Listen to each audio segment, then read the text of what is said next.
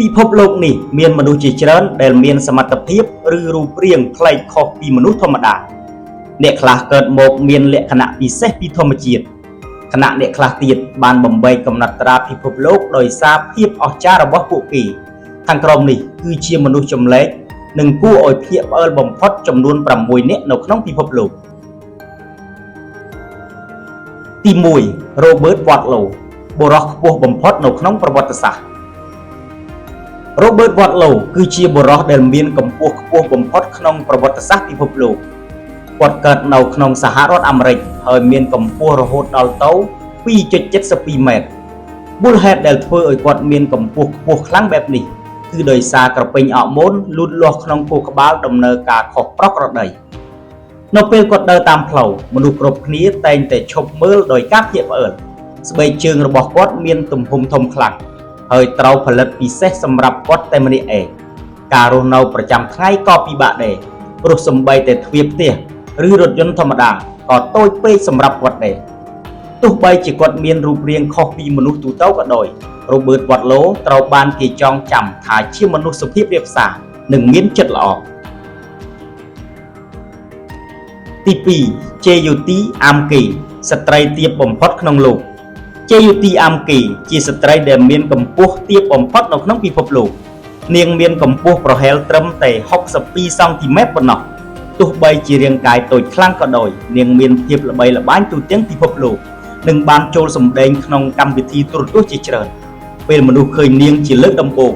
គេច្រើនមានការភ្ញាក់ផ្អើលព្រោះនាងមានទំហំប្រហែលកូនក្មេងតូចម្នាក់ប៉ុណ្ណោះទោះជាយ៉ាងណានាងមានទំនុកចិត្តខ្លាំងនិងតែងតែញញឹមរីករាយជីវិតរបស់នាងបានបង្ហាញថាទំហំរាងកាយមិនអាចកំណត់សមត្ថភាពនិងក្តីស្រមៃរបស់មនុស្សបានទេទី3 Kim Goodman ស្ត្រីដែលអាចបញ្ចេញភ្នែកបានធំបំផុត Kim Goodman គឺជាស្ត្រីដែលអាចបញ្ចេញភ្នែកចេញក្រៅបានធំជាងមនុស្សធម្មតាសមត្ថភាពចម្លែកនេះបានធ្វើឲ្យនាងទទួលបានកំណត់ត្រាពិភពលោកពេលនាងបញ្ចេញភ្នែកមនុស្សជាច្រើនមានអារម្មណ៍ភ្ញាក់ផ្អើលនិងខ្លះទៀតគិតថាគួរឲ្យខ្លាចទោះជាយ៉ាងណាក៏ដោយវាបានធ្វើឲ្យនាងល្បីល្បាញយ៉ាងខ្លាំងនៅលើពិភពអ៊ីនធឺណិតនិងកម្មវិធីទូរទស្សន៍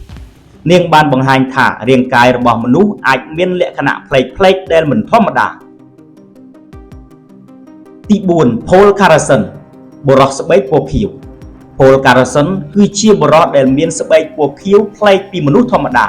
មូលហេតុដែលស្បែករបស់គាត់ប្រែទៅជាពណ៌ខៀវគឺដោយសារគាត់ប្រើប្រាស់សារធាតុប្រាក់មួយប្រភេទក្នុងរយៈពេលយូរដើម្បីព្យាបាលជំងឺស្បែកនៅពេលមនុស្សឃើញគាត់ដំបូងមនុស្សជាច្រើនគិតថាគាត់ដូចតួអង្គក្នុងភាពយន្តគាត់បានល្បីល្បាញយ៉ាងខ្លាំងនៅលើទូរទស្សន៍និងបណ្ដាញអ៊ីនធឺណិតរឿងរ៉ាវរបស់គាត់បានបង្ហាញធ្វើឲ្យមនុស្សជាច្រើនភ្ញាក់ផ្អើលនិងយល់ដឹងអំពីផលប៉ះពាល់នៃការប្រើប្រាស់ថ្នាំដោយមិនត្រឹមត្រូវទី5 Michel Lotito បុរសដែលអាចបរិភោគដែកបាន Michel Lotito គឺជាបុរសម្នាក់មកពីប្រទេសបារាំងដែលមានសមត្ថភាពចម្លែកខ្លាំងគឺអាចញ៉ាំដែកកញ្ចក់និងវត្ថុរឹងៗផ្សេងៗបានក្នុងជីវិតរបស់គាត់បានញ៉ាំទូរទស្សន៍កង់ម៉ូតូហើយសំបីតែយន្តហោះតូចមួយផងដែរវាស្ដាប់ទៅមិនគួរឲ្យជឿប៉ុន្តែគាត់ពិតជាអាចធ្វើបានដោយសារក្រពះរបស់គាត់មានសមត្ថភាពពិសេសគ្រូពេទ្យបានភ្ញាក់ផ្អើលយ៉ាងខ្លាំងព្រោះមនុស្សធម្មតាមិនអាចធ្វើបែបនេះបានឡើយគាត់ត្រូវបានចាត់ទុកថាជាមនុស្សចម្លែកបំផុតម្នាក់នៅក្នុងប្រវត្តិសាស្ត្រទី6 Gary Turner បុរសដែលអាចទាញស្បែកបានវែងបំផុត Gary Turner គឺជាបុរសដែលមានស្បែកអាចទាញបានវែងខ្លាំងជាងមនុស្សធម្មតាគាត់មានជំងឺកម្រមួយដែលធ្វើឲ្យស្បែកទាញបានវែងគាត់អាចទាញស្បែកពោះរបស់ខ្លួនឲ្យវែងចេញបានយ៉ាងអស្ចារ្យរហូតធ្វើឲ្យមនុស្សជាច្រើនមិនជឿនឹងភ្នែកខ្លួនសមត្ថភាពចម្លែកនេះបានធ្វើឲ្យគាត់ទទួលបានកំណត់ត្រាពិភពលោកនិងល្បីល្បាញនៅលើកម្មវិធីទូរទស្សន៍ជាច្រើននៅលើពិភពលោកនេះមនុស្សខ្លះមានភាពខុសប្លែកពីគេនិងជីវិតមិនដូចគ្នាឡើយអ្នកខ្លះមានរូបរាងប្លែកខណៈអ្នកខ្លះទៀតមានសមត្ថភាពដែលមនុស្សធម្មតាមិនអាចធ្វើបាន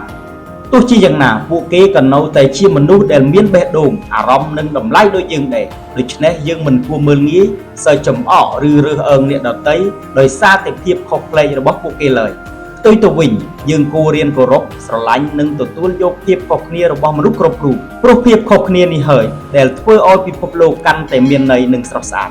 សូមអរគុណសម្រាប់ការទស្សនា